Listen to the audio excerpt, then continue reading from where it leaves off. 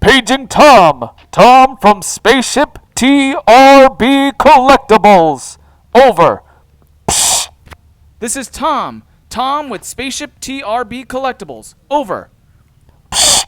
Tom, have you located the estate sale? Over! Psst! I have located the estate sale. Over. Psst! Have you located the subject? Over! Psst! I have not located the subject yet, but just give me one moment to introduce myself. Over. Go ahead. Psst! Hello and welcome to another exciting episode of TRB Collectibles.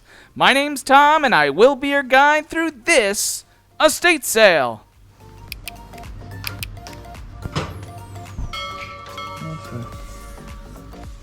Before we get to what I want to talk about, I just want to bring up the fact that this tank is RC controlled. There was a lot of other RC stuff here. It was going for $250, but it was the size of a small children's tricycle. It was huge. If you heard me talking to Mission Control before, there's good reason for it. I'm on a reconnaissance mission for this figure inside this box, which you can see the hand and the arm of. Little did I know that I was on a reconnaissance mission because I completely passed him straight on by. I thought he was just some average space toy. But look at me go right here. Oh, wow, look, an X-Wing fighter. I wonder if it has value when it clearly doesn't look like one of the original Kenner productions, just a reproduction.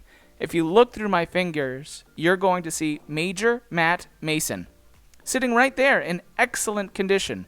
I had no idea who he was prior to this sale, and I didn't even pick him up before I went in this house. Let me tell you a little bit more about him. Major Matt Mason was introduced in 1966 by Mattel, and he became quite popular. He was an astronaut who lived and worked on the moon. The figures were initially based on design information found in Life magazine, Air Force magazine, Jane's, and other aviation and space interest periodicals. Later in the line, it attempted to transition into the realm of science fiction as it became more popular in the late 60s and early 70s. Now, Major Matt Mason wasn't alone. He had his fellow astronauts like Sergeant Storm, Doug Davis, and Jeff Long, as well as many accessories and playsets over the next couple of years. Now, the Mason figures produced in 1966 are identified by blue straps on the spacesuit. These straps were painted black in subsequent production years. If you are interested in learning a little bit more about Major Matt Mason and want to see some really cool commercials, I'm going to go ahead and link them down below. Feel free to check them out.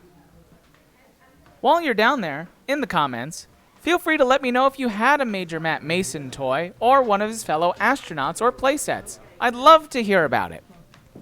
Isn't it wild how easily I passed over Major Matt Mason because I thought it was an average space toy because I knew nothing about it, saw the Star Wars X-Wing fighter and said, wow, Star Wars, I bet you this has a value, and then it's from 2013 when they overproduced the majority of their toys compared to the original toy line. And that's how a lot of Star Wars toys are. Now, compared to the Major Matt Mason toy line, yes, it was popular, but it probably wasn't overproduced. This is the first time I've ever seen him in the wild before. And you know what? I didn't leave him there. I wanted to double check the toys in that garage because I don't think I got a good look. So when I put the camera down, I went back into that garage, and you know what I did? And I'm thankful I did this. Please learn from my mistakes.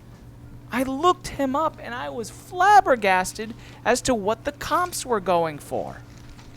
The Major Matt Mason that I found was in really good condition. It had the blue straps, meaning it's from 1966. He had his helmet and the visor on the helmet, which compared to a lot of the other comps were very hard to find or very broken. And the Major Matt Mason that I found, I could get $75 to $100 plus shipping. I was so excited. So, Major Matt Mason was coming home with me. He was the only thing that I found at this estate sale. And when I went to the desk to go check out, and I had his little helmet on, and she holds it, and she looks at him, and she goes, "You want this?" And I go, "Yeah, I think he looks cool." And she goes, "I don't know, space toy? Give me $1. And I go, "Okay, $1 it is." This just goes to show that if you don't necessarily know something, as I always say, you should look it up. but it also shows you that other people don't know the value of it and might underprice it because they think it's average too. So, when you go to estate sales or yard sales, thrift stores, or flea markets, be on the lookout because you might find something that you don't know what it is, it has a great value, and somebody only charges you $1. Mission Control from Tom, Spaceship TRB Collectibles. Over. This is Mission Control. Go ahead, Tom. Over. Mission Control, I have secured the subject. Major Matt Mason is on his way home. Over. Excellent news. We look forward to seeing both of you back at command. Safe travels. Over and out. Thank you so much for watching. If you enjoyed today's episode, please be sure to click that like button. And if you have some extra time, check out some of these other episodes. Thanks!